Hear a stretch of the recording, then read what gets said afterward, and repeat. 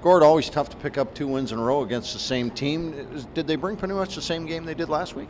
Yeah, they played a hard game. I don't know that we played as well as we did last week in Adirondack. I don't think our execution was as good. Certainly our power play. We got to get a lot better with that. But we scored some timely goals, and our goaltender was really good. I thought defensively, most of the time we were pretty solid. We just sort of went streaky on that in a couple of different periods of the game.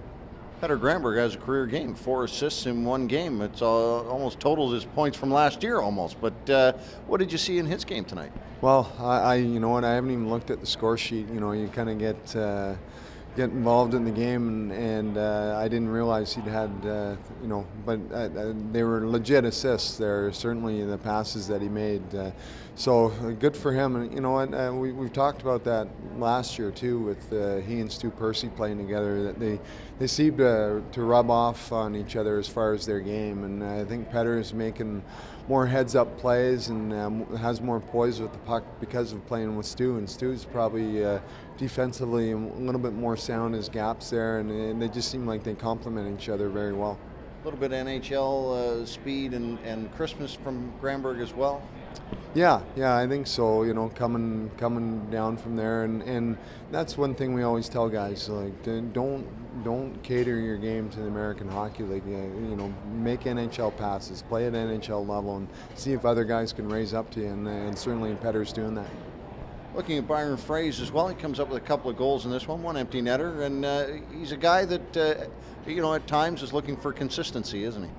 He is, but at times, probably as a staff and management, maybe we take him for granted a little bit too much. There's a guy who was playing in the ECHL earlier on in the year and has come up, and he had a couple of off games there, midpoint through his time here, but he's been pretty consistently sound as far as putting up points and scoring big goals for us, but also defensively too.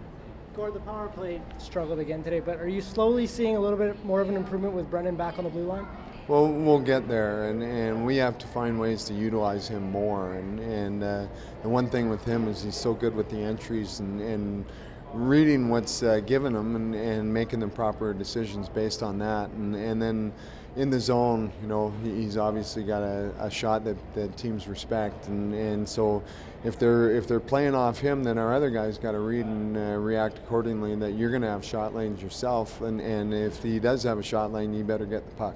Keeping on the subject of TJ, I noticed you've had him with McWilliam for the first couple of games. Is that something you'll be experimenting with moving forward, or are you comfortable with that pair right now? Pretty comfortable with it right now. TJ plays the offside there, being a left-hand shot, playing the right side, and I can't say enough about Andrew McWilliam. The way he's played for us there the last probably 2 to 2.5 months has just been great, defensively, blocking shots, scoring some timely goals for us, and so I find he's been a real good compliment for TJ.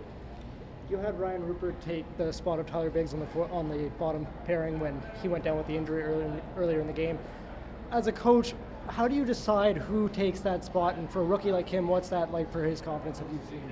Well, when a guy's playing well, you want to get him on the ice as much as possible, and so when you can double shift him and get him out there more, and again, he's a compliment for anybody he plays with. So he's a guy that needs to get rewarded, and we did the same thing with Willie Nylander, threw him in the middle a couple of times he hadn't played in center for us this year, and so just to see how it looked.